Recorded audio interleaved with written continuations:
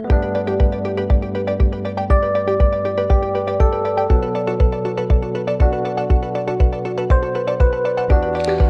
हम पढ़ेंगे कंप्यूटर की मेमोरी के बारे में।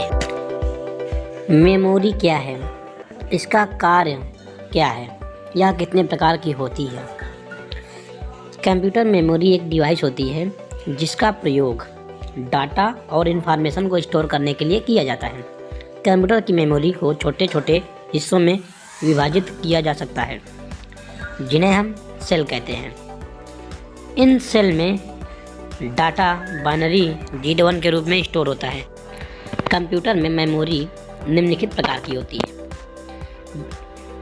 मुख्यतः तो दो प्रकार की होती है, एक प्राइमरी मेमोरी, एक सेकेंडरी मेमोरी। लेकिन दो मेमोरी और होती हैं जिनको हम बोलते हैं रजिस्टर और एक होती है कैश मेमोरी।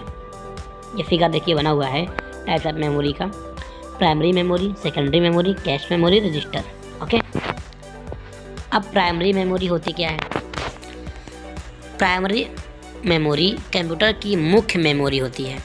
इसे प्राइमरी स्टोरेज के नाम से भी जाना जाता है, जो कंप्यूटर में मौजूद डेटा और सूचना को स्टोर करती है।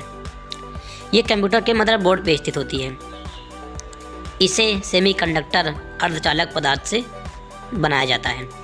इस मेमोरी की स्टोरेज क्षमता सीमित होती है, लिमिटेड होती है। ओके, प्राइमरी मेमोरी वोलेटाइल और नॉन वोलेटाइल दोनों प्रकार की होती है। प्राइमरी मेमोरी के दो प्रकार हैं। Number 1 RAM, random access memory. Number 2 ROM, read only memory. अब हम जानेंगे रैम के बारे में। रैम का पूरा नाम रैंडम एक्सेस मेमोरी होता है। रैम में डाटा कंप्यूटर के ऑन रहने तक ही स्टोर रहता है। कंप्यूटर के ऑफ होने पर इसमें मौजूद डाटा अपने आप डिलीट हो जाता है, इसलिए इसे वोलेटाइल मेमोरी भी कहा जाता है। रैम को सिस्टम मेमोरी और रीड राइट मेमोरी के नाम से भी जाना जाता है। इसमें डाटा को एक्सेस करने के लिए करंट की आवश्यकता पड़ती है। कंप्यूटर रैम में मौजूद डेटा को तेज़ गति के साथ एक्सेस करता है, जिसके कारण कंप्यूटर तेज़ गति से कार्यों को पूरा कर पाता है। रैम के दो प्रकार होते हैं। नंबर 1 है एस रैम, नंबर 2 है डी रैम।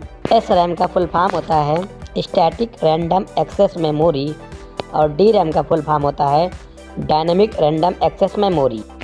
अब हम जानेंगे रोम के बारे में। रोम का फुल फॉर्म होता है रीड ओनली मेमोरी। यह एक नॉन वोलेटाइल मेमोरी है, जिसका मतलब यह है कि यह हमेशा के लिए डेटा को स्टोर करके रखती है। यदि बिजली चली जाती है और कंप्यूटर बंद हो जाता है तो भी रोम में मौजूद डेटा डिलीट नहीं होता है। इस मेमोरी में डेटा को परमानेंटली स्टोर किया जा सकता है। रोम के 3 प्रकार होते हैं, पी रोम, ईपी रोम, डबल ईपी रोम। प्राइमरी मेमोरी की विशेषताएं। प्राइमरी मेमोरी में मौजूद डेटा को तेज गति के साथ एक्सेस किया जा सकता है। कैश मेमोरी के बाद प्राइमरी मेमोरी की स्पीड ही सबसे ज़्यादा होती है।